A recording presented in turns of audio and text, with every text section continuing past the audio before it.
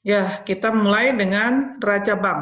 Untuk sekarang ini neraca bank lebih ke neraca bank yang umum ya. Nah, sebelum sebelum tentang neraca bank ini ada pengenalan tentang bank syariah. Di sini konsepnya baru tahun 90 ya.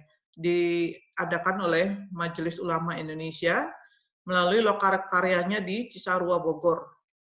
Baru tahun 91 PT Bank Muamalat Indonesia didirikan dan mulai beroperasi tanggal 1 Mei 1992.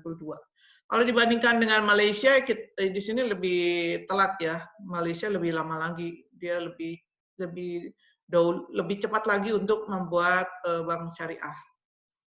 Oleh karena itu perkembangannya itu lebih cepat juga kalau di Malaysia. Kemudian baru tahun 92 ada undang-undang mengenai bank tentang sistem bagi hasil. Ya kalau kalau misal buat membangun mendirikan bank kemudian tidak ada undang-undangnya, memang riskan ya karena bisa saja kalau sekarang bank itu kan salah satunya menerima tabungan ya, menerima tabungan, kemudian dari situ akan ya di dalamnya boleh juga memberikan pinjaman atau memberikan investasi. Kalau misalnya tidak ada undang-undangnya, sekarang lebih lebih lebih ketat lagi karena sekarang tuh ada OJK ya. Jadi kalau bentuk mengumpulkan uang dengan masa yang banyak dan kemudian dari situ ada juga memberikan pinjaman atau investasi itu harus berdasarkan undang-undang. Kalau undang-undangnya belum ada, bisa saja ditangkap polisi gitu ya. Jadi jadi kalau sekarang kalau pengumpulan uang kemudian ingin mendirikan bank, semacam bank gitu ya, itu perlu izin dari OJK, Otoritas Jasa Keuangan. Kalau tidak ada izinnya, kemungkinan besar akan eh, di akan diadili ya, ditangkap polisi. Jadi begitu tahun 92 itu ada didirikan Bank Muamalat, langsung ada undang-undang tentang sistem bagi hasil. Supaya bank mualatnya itu memang dipercaya gitu ya, memang sesuai dengan undang-undang. Begitu tidak sesuai dengan undang-undang, mungkin sudah disuruh itu aja, disuruh bubar aja gitu. Kemudian tahun 98 mengatur dengan rinci landasan hukum dan jenis-jenis usaha yang dapat dioperasikan dan diimplementasikan oleh bank syariah. Ya, kemudian eh, sekarang bank bank syariah itu ke, ke, mungkin belum terlalu populer ya. Oleh karena itu ada dibentuk unit usaha syariah di bank-bank umum. Ya, jadi dari situ setelah ada BMI kan kemudian nggak banyak lagi bank syariah yang benar-benar syariah keseluruhan gitu ya. Kemungkinan besar ya karena modalnya harus besar sehingga dia tidak bisa eh, kok apa namanya promosinya terutama ya.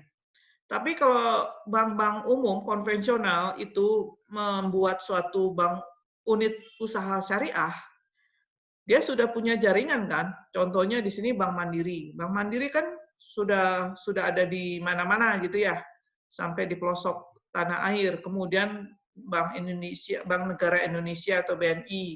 Kemudian yang swasta BCA gitu kan. Dari situ kan mereka sudah punya jaringan. Oleh karena itu pikir-pikir daripada sama sekali tidak ada gitu ya, mungkin itu yang dipikirkan oleh pemimpin kita, akhirnya didirikanlah unit-unit usaha syariah. Jadi ada beberapa di sini 13 bank umum syariah yang mempunyai unit usaha syariah. Bahkan ada bank-bank yang cabang dari negara-negara Inggris itu ya, HSBC itu ada juga unit syariahnya. Karena dari situ mereka ingin melihat bagaimana ya bagus juga ya bagaimana berusaha menerapkan operasional dari bank syariah itu seperti apa. Karena unik. Karena nggak boleh itu kan, nggak boleh ada suku bunga. Kalau suku bunga nggak ada, terus bagaimana? Apakah tabungan itu ada bakalan ada bunganya nggak gitu ya? Nah, kalau sekarang kan bagi hasil. Terus bagaimana menghitung bagi hasilnya? Nah, di sini perlu ditekankan, walaupun sudah ada unit usaha, lama-lama bakalan ada peraturan bahwa bank syariah harus berdiri sendiri. Bentar ya. Suaranya.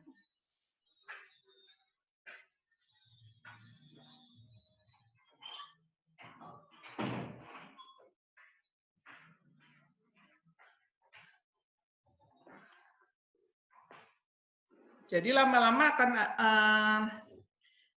ada peraturan bahwa bank syariah itu harus berdiri sendiri.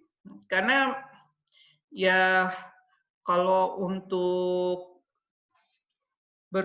bercampur dengan bank konvensional, kemungkinan besar kan itunya apa namanya sejalan operasionalnya mungkin masih campur gitu ya, sehingga masih ada itunya suku bunga ada bunganya dan sebagainya. Padahal itu nggak boleh di bank syariah. Jadi oleh karena itu di situ ada saya tidak ingat mulai tahun berapa itu sudah harus berdiri sendiri, tidak boleh menjadi bagian dari bank konvensional. Oleh karena itu ya sudah saatnya sekarang kita memperbanyak sarjana-sarjana yang memiliki pengetahuan tentang bank syariah. Ya, oleh karena itu tidak kagok lagi, tidak canggung lagi itu untuk melaksanakan undang-undang tersebut, yaitu bahwa bank syariah itu berdiri sendiri, tidak tergabung ke bank konvensional. Ya, jadi memang saatnya sekarang kita harus mulai menggalakkan pengetahuan kita tentang syariah.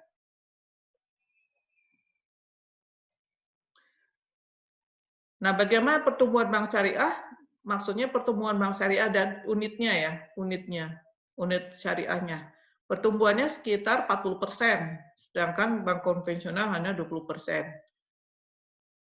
Ya wajar aja karena baru sedikit terus ditambah sedikit lagi kan jadi besar gitu ya persentasenya. Sedangkan kalau bank konvensional sudah banyak sekali gitu. Jadi ditambahkan sedikit jadinya persentasenya kecil. Nah, di sini hampir 20 tahun kan dari perbankan syariah terbentuk hingga tahun 2015 pangsa pasarnya hanya baru di bawah 5%, sedikit sekali. Kalau Malaysia mungkin ada dorongan dari pemerintahannya. Jadi misalkan gaji-gaji pegawai negerinya itu masuk bank syariah gitu maksudnya gitu. Ya. Mungkin karena memang banknya memang sudah bagus gitu ya, sudah established banknya. Jadi bisa dipercaya untuk menjadi penyalur dari gaji-gajinya. Kalau di Indonesia mungkin belum ada ya, jadi tidak bisa gambling langsung masukkan gaji-gaji pegawai negeri itu masuk ke bank syariah. Nah, dari situ hal ini menunjukkan bahwa banyak penduduk Muslim Indonesia yang belum tertarik menjadi nasabah di perbankan syariah. Alasannya banyak sekali ya. Salah satunya misalkan karena itu juga kan, karena misalkan fasilitas gitu ya, fasilitas karena di sini unit usahanya itu masuk ke bank konvensional, mungkin operasionalnya pun nggak 100% syariah mungkin jadinya ya. Jadi itu salah satu pertimbangannya mungkin. Berdasarkan Undang-Undang Nomor 21 Tahun 2008 Pasal 1 ayat 4 gitu ya, perbankan syariah adalah segala sesuatu yang menyangkut tentang bank syariah dan unit usaha syariah yang mencakup kelembagaan, kegiatan usaha, serta cara dan proses dalam menjalankan kegiatan usahanya. Sedangkan definisi bank syariah adalah bank yang menjalankan kegiatan usahanya berdasarkan prinsip syariah dan menurut jenisnya terdiri atas bank umum syariah dan bank pembiayaan rakyat syariah. Di sini kalau nanti akan kita pelajari ya, kalau bank konvensional itu tidak terlalu banyak jenis-jenis usahanya. Karena mereka misalkan kebutuhan apapun itu kalau ingin mendapat bantuan dari bank tinggal pinjam uang dong gitu ya. Pinjam kemudian bunganya berapa sudah itu. Nah, kalau di bank syariah kan tidak boleh kan pinjam uang. Oleh karena itu, harus ada alasannya dulu. Pinjam uang untuk usaha, oke, ada namanya musyarakah, ada mudharabah. Ada pinjam uang untuk sekolah misalkan, itu kan bukan usaha. Ada namanya ijaroh, gitu. Pinjam uang untuk naik haji misalkan, ya kan?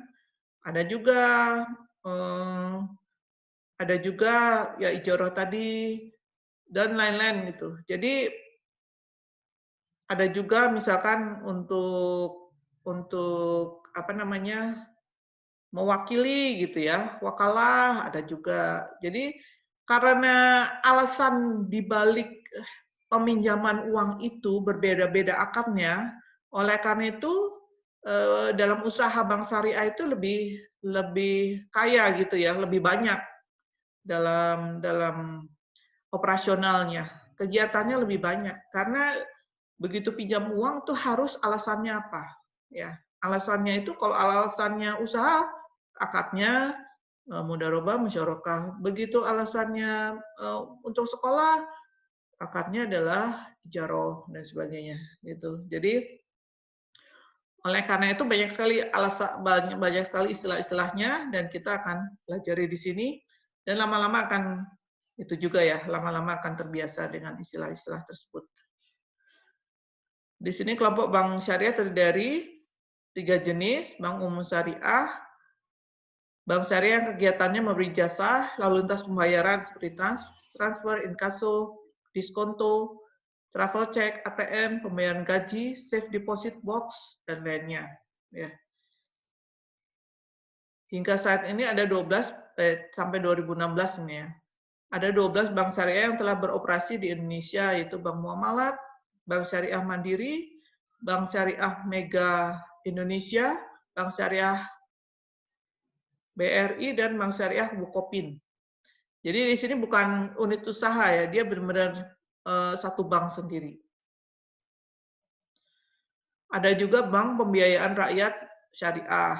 Di sini merupakan bank perkreditan rakyat yang menjalankan kegiatan usaha berdasarkan prinsip syariah.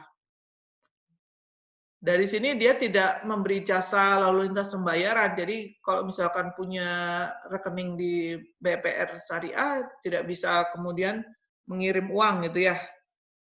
Jadi dia khusus untuk pinjam-minjam uang dalam rangka misalkan usaha gitu. Kemudian ada unit usaha yang saya bilang tadi, unit usaha syariah, yaitu cabang syariah bank konvensional.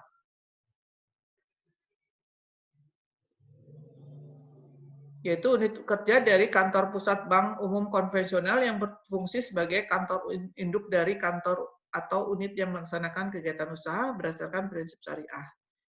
Misalkan BTN Syariah, Bank Danamon Syariah, Bank Permata Syariah, dan sebagainya. Bedakan ya kalau tadi Bank Syariah Mandiri. Bank Syariah Mandiri, berarti bank syariahnya baru namanya apa. Kalau di sini nama konvensionalnya dulu, baru ada syariahnya. Bank Danamon Syariah, Bank Permata Syariah, Bank BNI Syariah gitu ya. Jadi itu beda antara unit usaha dengan bank syariah. Nah, neraca keuangan itu ada 2, yaitu aset dan liabilitas ya atau liability.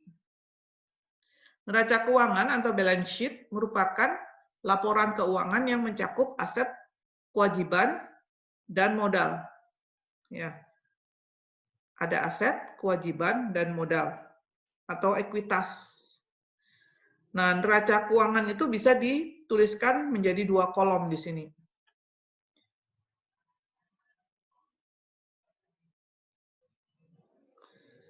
Ini sebenarnya ini dua-duanya, yang kiri itu aset, dua-duanya, semuanya aset. Sedangkan yang kanan ini liabilitas, kemudian ada ekuitas. Ekuitas atau equity ya. Jadi ada tiga bagian dari neraca bank. Nah, yang menariknya adalah yang kiri harus sama dengan yang kanan. Yang aset atau aktiva itu harus sama dengan liability dan equity. Benar-benar harus sama. Jadi kalau misalkan beda Rp1 saja itu harus dicari Rp1-nya di mana. Misalkan yang kanan lebih Rp1 misalkan. Nah, yang kiri itu harus tahu rupiahnya itu yang mana, masuk ke mana, ya. Jadi dia benar-benar harus balance. Namanya juga balance sheet. Balance itu artinya seimbang. Oleh karena itu kalau kita lihat ya kalau bank-bank itu begitu bank bukanya kan tertentu ya sampai jam 3 atau gitu ya. Tapi sesudahnya kan pegawai banknya kan nggak pulang, tetap di situ kan. Nah, dari situ salah satunya adalah melakukan balance sheet. Yang masuk berapa, yang keluar berapa, gitu kan, dihitung lagi. Ya mungkin sekarang sudah ada komputer, tapi kalau komputer, misalkan manusianya yang salah, masukannya salah, harusnya liabilitas, ternyata masukkan sebagai ekuitas, ya kan jadi hancur. Jadi apa namanya? Jadi salah, jadi susah untuk mencarinya. Dan kadang-kadang dalam masukkan datanya kan agak salah misalkan gitu ya. Jadi harus benar-benar diperiksa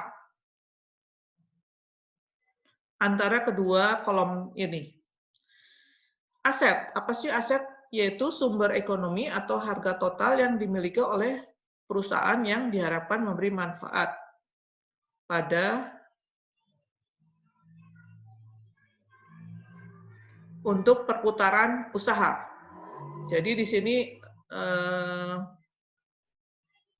intinya adalah manfaat untuk perputaran usaha.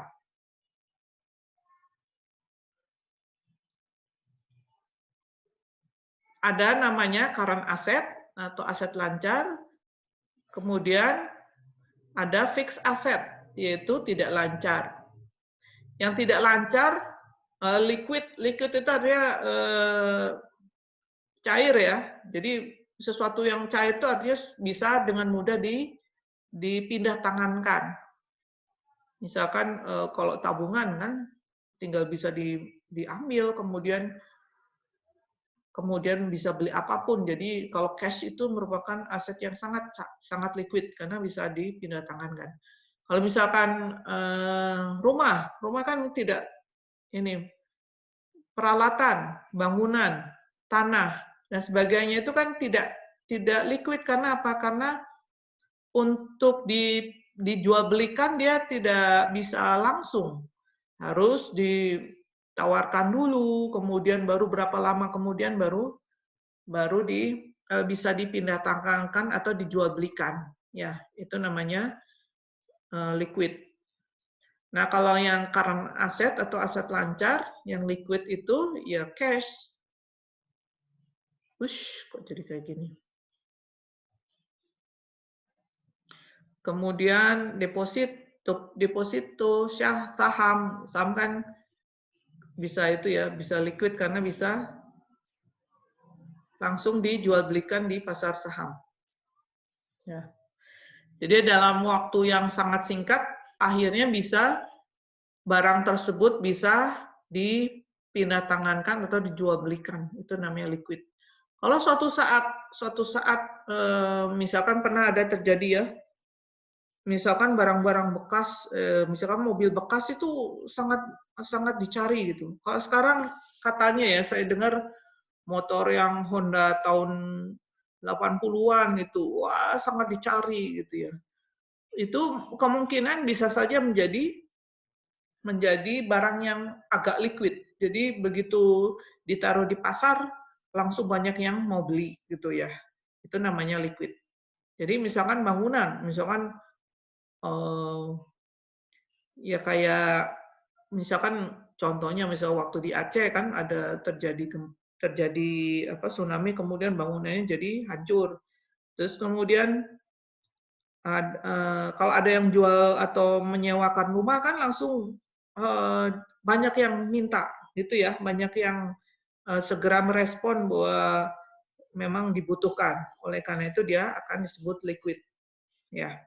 Itu namanya bedanya antara liquid dan tidak liquid. Nah, liabilitas, kewajiban. Kewajiban adalah atau hutang yang dimiliki oleh perusahaan sebagai akibat dari proses kegiatan usaha. Ada current liability, ada long term liability. Current liability sekali lagi di sini dilihat dari waktunya ya, waktunya bagaimana dia bisa berproses.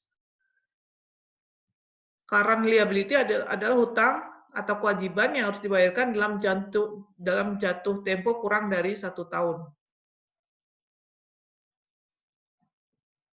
Misal hutang usaha, hutang bank dalam waktu pendek dan sebagainya. Sedangkan kalau mungkin di sini juga current liability juga termasuk itu ya, termasuk dana pihak ketiga gitu ya. Nantinya akan dilihat. Kemudian long term liability, kewajiban yang dibayarkan dalam jatuh tempo lebih dari setahun. Jatuh temponya lebih dari setahun. Utang bank, waktu jatuh tempo panjang yaitu kemudian utang obligasi dan sebagainya. Kalau obligasi kan nantinya termnya itu waktu berlakunya kan biasanya 3 tahun, 5 tahun dan sebagainya. Nah, modal biasanya terdiri dari beberapa sumber, yaitu modal pinjaman, modal sendiri atau share equity, atau juga bisa sisa laba yang ditahan, yaitu laba yang tidak dibagikan. Kemudian ada fractional reserve system. Fractional reserve banking adalah suatu kegiatan dilakukan oleh Federal Reserve Bank. Federal Reserve Bank itu kalau di Indonesia adalah Bank Indonesia. Kalau di Amerika namanya Federal Reserve Bank. Untuk mengatur pergerakan uang dari bank-bank yang ada di negara tersebut. Jadi di sini ada kewajiban di negara-negara tertentu ya. Ada juga negara yang tidak menetapkan Federal Reserve Bank-nya, tidak ada Federal Reserve Bank-nya. Jadi misalkan Bank Indonesia itu mewajibkan setiap bank-bank komersial itu harus menyetorkan sekitar 5% misalkan dari tabungan yang diterima oleh bank-bank tersebut. Jadi setiap 5% diserahkan ke Federal Reserve Bank. Dan banyakkan di situ tidak ada bunganya, jadi tidak bisa bertambah. Ya, ada juga yang Federal Reserve Bank-nya itu berupa misalkan sekuritas dan sebagainya. Jadi nilainya bisa bertambah. Tujuannya apa? Karena untuk menghindari bank run, bukan banknya lari gitu ya, bukan. Tapi di sini artinya banknya itu bangkrut. Ya, apa sih tandanya bank itu bangkrut? Pada saat si penabungnya tidak bisa mengambil uangnya kan, itu namanya bangkrut. Jadi pada saat bank-bank tersebut bangkrut, jadi rata-rata gara-gara contohnya, misalkan pinjaman bank itu ada yang macet, ya kan? Misalkan karena ada bencana alam, jadi pinjaman bank itu tidak bisa dikembalikan. Nah, contohnya sekarang misalkan adanya pandemi, kan orang-orang yang meminjam uang untuk memperluas usahanya, contohnya misalkan dia ingin memperluas usaha untuk jualan gitu ya, jualan kebab misalkan gitu ya. Jadi ada cabang-cabangnya di beberapa kota, kan itu kan misalkan dia apa namanya, minta pinjaman dari bank. Begitu ada macet seperti ini, ada pandemi kan, akhirnya penjualan macet gitu ya. Ya kalau sekarang sih kemudian harus segera beralih ke online gitu ya supaya bisa tetap berjalan. Tapi bagaimanapun usaha tersebut kan tetap ada halangannya ya. Nah, dari situ banyak sekali pinjaman yang tidak kembali kepada bank tersebut. Karena tidak bisa kembali, berarti padahal uang yang dipinjamkan itu berasal dari tabungan-tabungan tadi. Ya, tabungan tadi. Maka makanya tadi kenapa harus jadi pertanyaannya adalah kenapa harus seimbang antara aset dan liabilitas misalkan. Liabilitas itu nantinya akan menjadi tujuan dari dikumpulkannya tabungan-tabungan. Ya, tabungan-tabungan masuk di sini. Bentar, saya ganti dulu. Tabungan masuk, ya kan? Tabungan masuk. Kemudian disimpan pada bagian liabilitasnya. Kemudian juga si bank tersebut diharapkan bisa meminjamkan, gitu ya, meminjamkan. Begitu peminjamannya lancar, dikembalikan juga lancar, plus bunganya kan, plus bunganya. Nah, dari situ si bank tersebut bisa memberi bunga pada tabungan, terus kemudian mengembalikan, gitu ya, mengembalikan uang yang ditabung. Begitu yang salah satu macet, misalkan, yang ini macet, dia tidak kembali di sini. Nah, di sini juga akan bisa tidak kembali juga. Itu namanya akan terjadi bank runs. Jadi dia bangkrut ya, atau istilahnya default ya. Default itu bank itu bangkrut. Jadi dari sini harus hati-hati juga. Akhirnya lembaga penjamin masyarakat, lembaga penjamin simpanan LPS itu mensyaratkan ada berapa persen gitu ya dari tabungannya harus diserahkan sebagai premi lah gitu ya, premi dari tabungan. Ya, kalau dulu mungkin ya namanya beda juga ya, bukan ya. Jadi kalau bedanya antara LPS dengan reserve atau giro wajib minimum gitu ya, giro wajib minimum itu beda nantinya, beda. Tapi yang jelas salah satunya adalah mencegah, kalau yang reserve bank itu mencegah supaya tidak terjadi bank runs gitu ya. Jadi di sini yang dicegah adalah supaya pengembaliannya lancar dan enggak juga ya. Ya salah satunya lah. Kemudian juga terutama pada masyarakat dia lancar juga, mengembalikan uangnya lancar.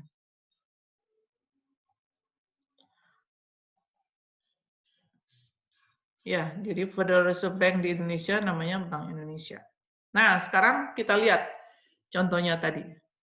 Misalkan ada simpanan sebesar 1 juta rupiah, ada seseorang yang menyimpan uang di bank, gitu ya, 1 juta rupiah. Nah, dari situ kan berarti misalkan yang lain sudah seimbang,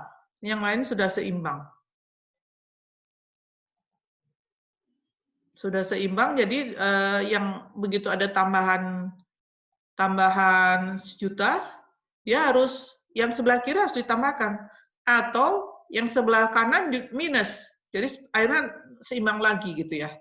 Jadi kiri kanan harus seimbang. Kalau misalkan ada baru masuk nih 1 juta, entah nanti hari yang kirinya juga ada plus 1 juta, jadi sama-sama 1 juta, atau misalkan di bagian lain dari liabilitas juga ada minus 1 juta, jadi saling menghilangkan. Gitu. Nah kalau misalnya ada seimbang, kalau ingin seimbang, simpanan itu langsung dicatatkan dalam kas, ya, dalam kas. Jadi begitu ada masuk simpanan, masukkan dalam kas. Di sini dianggap gironya, giro wajib minimumnya itu ya, belum masuk lah ya. Nanti kita bicara soal bagaimana perat masuk dan keluarnya. Kemudian dari situ, ada penabung yang ingin mengambil uangnya, yaitu 500.000. Berarti yang kanan kan masih sisanya 500.000. Ya. Nah, yang kiri juga harus dikurangkan karena harus seimbang karena yang kanan sisanya yang tercatat 500.000, sedangkan yang kiri 1 juta. Oleh karena itu, kasnya yang dikurangi. Nah, itulah ya pencatatnya, saking harus balance-nya itu benar-benar kiri dan kanan itu harus pas gitu ya, seimbang. Kemudian misalkan bank ini membutuhkan 100 juta gitu ya, 100 juta. 100 juta itu didapat, artinya kalau antar bank juga boleh pinjam kan? Antar bank boleh pinjam misalkan.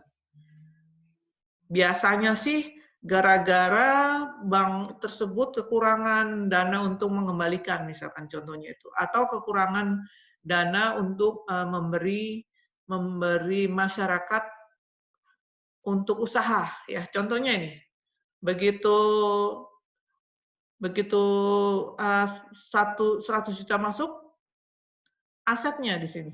Asetnya langsung ditambahkan. Ya, ditambahkan di sini asetnya. Jadi tetap itu seimbang. Kemudian nah, ternyata si 100 juta itu sebenarnya untuk keperluan kredit. Jadi sebelumnya kalau kita melihat ke belakangnya, contohnya ini ya, contoh salah satunya adalah misalkan ada nasabah datang ke bank hari itu gitu ya. Saya mau kredit 100 juta gitu ya. Tapi si banknya kemungkinan misalkan pada hari itu ternyata nggak ada 100 juta. Jadi artinya kalau di cash-nya pada saat itu kan nggak ada 100 juta. Jadi dia kemudian, oh kalau mau pinjam silakan besok kembali lagi ke sini. Ya, silakan datang ke bank. Nah, dari situ apa yang dilakukan? Bank itu meminjam dari bank lain karena karena misalkan dari cash-nya tidak ada sebanyak 100 juta tadi, tapi dengan berbagai pertimbangan ya.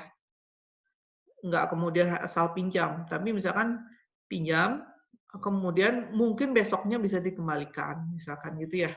Karena kemungkinan misalkan, sebenarnya besok tuh kalau menurut rencana bank itu sebenarnya besok tuh ada tuh 100 juta.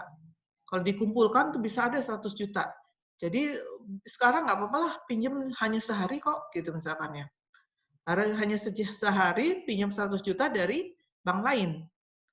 Ya, begitu masuk uang 100 jutanya, masuk dulu sebagai kas, ya kan? Sebagai kas. Baru kemudian setelah itu baru besoknya nasabah tersebut datang lagi. Bagaimana saya mau pinjam? Boleh nih udah ada nih. Akhirnya dia mencatatkan untuk meminjam kredit sebesar 100 juta. Ya. Nah, dari situ apa yang terjadi kan di sini berarti plus kreditnya yang sebelah kiri kalau dijumlahkan kan nggak sama dengan yang kanan. Ya. Jadi pencatatan kredit itu dituliskan plus di sini. Oleh karena itu harus di atasnya dikurangi 100 juta. Jadinya jumlah kiri dan jumlah kanan tetap sama. Ya. Jadi dari sini berarti sudah balance nih, sudah kiri kanannya. Kalau ada lagi, nah itu harus dicatatkan. Nah, kemudian ada dalam hari yang sama ada seseorang yang mengembalikan uangnya, mengembalikan kreditnya. Sebenarnya kreditnya sebesar 25 juta misalkan, gitu ya. Tapi kalau masuk dikembalikannya masih dalam kas, ya, masih dalam kas. Karena kas itu karena uang 25 juta itu sebenarnya adalah pengembalian kredit, maka dimasukkanlah dalam kredit minus di sini. Ya, karena dicatatkan kreditnya berkurang 25 juta karena udah dikembalikan 25 jutanya gitu. Nah, 500-nya kemana? Gitu ya. Jadi 25-nya sudah impas ya, 25-nya sudah impas nih. Tapi masih ada 500-nya. 500-nya itu kalau bank biasa adalah dari bunganya. Kalau bank syariah nantinya sebagai bagi hasilnya. 500 ribunya akan dibagi dua, yaitu dimasukkan sebagai di share sebagai bunga untuk simpanan atau bagi hasil untuk simpanan, dan juga untuk menambah ekuitas modalnya. Ya, jadi sini misalkan kalau misalkan bank syariah dibilangnya satu banding 4 berarti ya, satu bagian untuk kalau bagi hasilnya satu bagian untuk simpanan, 4 bagian untuk ekuitas misalkan. Jadi di sini lebih ke pemilik banknya. Nanti 400-nya entah untuk membuat bangunan lagi atau untuk dibagikan ke pemilik modal dan sebagainya, itu nggak tahu. Ya, jadi benar-benar kiri dan kanannya harus seimbang. Ya. Dan nantinya kita akan bicara untuk bank syariah akan menjadi persoalan pada saat kita ini mempersoalkan yang ini nantinya untuk bank syariah. Dari mana asal dari si 100.000 tadi? Itu yang akan perhitungannya akan panjang. Ya. Jadi 500.000 ini misalkan ini kalau nanti perhitungannya diberikan 500.000 misalkan dari bagi hasil gitu ya. Dan kemudian dibagikan ke simpanan, ke pemilik simpanan itu bakalan berapa persen dan sebagainya tergantung dari nisbahnya. Ya, nisbah dari si yang sudah berlaku. Ya, jadi gitu ya prosesnya ya, proses bagaimana neraca bank di bank syariah.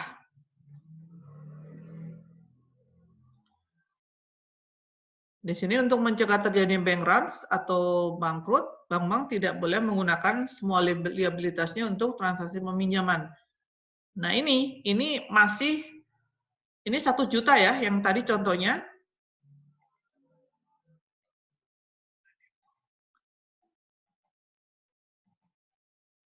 Ini kalau di sini masih langsung. 1 juta langsung dimasukkan sebagai kas. Yang kas ini kan,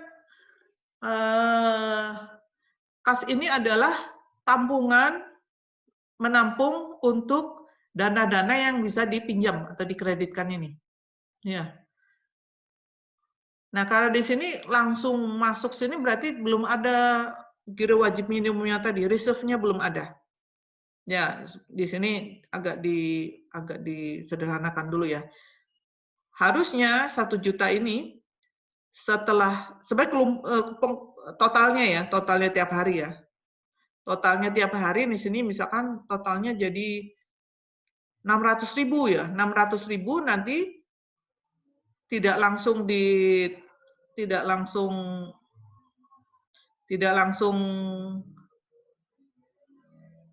diserahkan sebagai kas gitu ya. Tapi dia akan sebagian ke giro di sini. Sebagian giro di sini baru kemudian maaf. Baru kemudian dipindahkan ke kas yang di sini, misalkan. Ya. Jadi tetap balance, tapi misalkan 600.000 tadi dikurangi 5%-nya masuk sebagai giro, terus sisanya sebagai kas. Kas di sini artinya uang-uang yang bisa dimasukkan sebagai calon kredit lah gitu ya, uang yang calon untuk dikreditkan.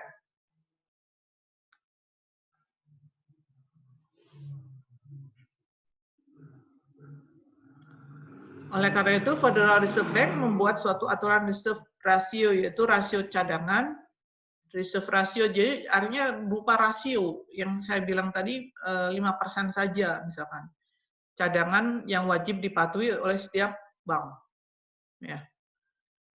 Nah, tugas Reserve Bank adalah mencegah terjadinya inflasi maupun deflasi.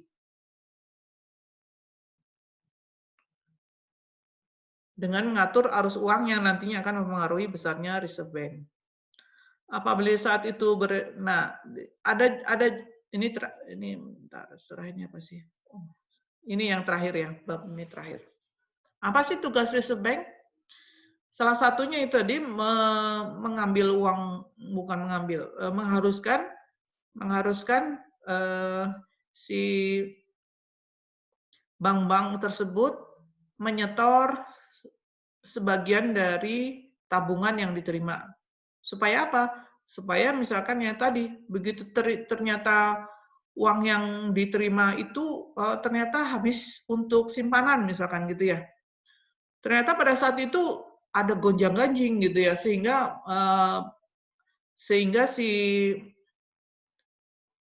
banyak nasabah yang ingin mengambil uangnya. Begitu banyak nasabah yang ingin mengambil uangnya, tentunya kan banknya kan bingung. Ya ampun, barusan aja uangnya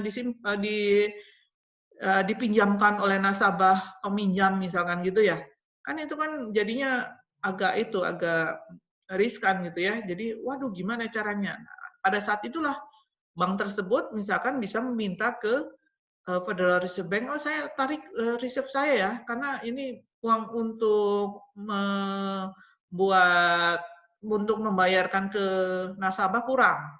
Maka si Reserve Bank akan menyerahkan uang-uang yang sudah disimpan oleh bank konvensional gitu ya untuk ditarik oleh nasabah. Ya kan? Baik sekali kan kalau misalkan nasabah tidak bisa mengambil uangnya karena kemungkinan besar nanti akan merembet. Bisa aja, di bank A nggak bisa diambil loh, gara-gara banyak korupsinya loh, misalkan. Kan hoax kan di mana-mana bisa terjadi kan. Kemudian dari situ akan merembet ke bank, tadinya itu bank A, terus bank B.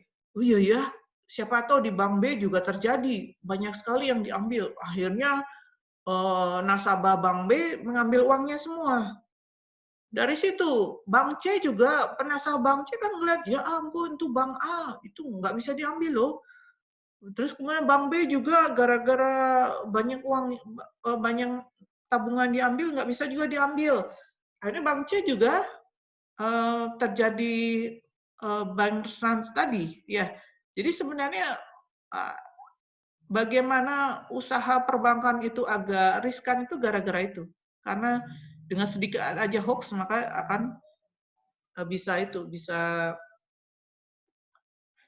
terjadi bank runs gitu. Ya, baik itu aja mungkin presentasi saya hari ini. Presentasi kuliah.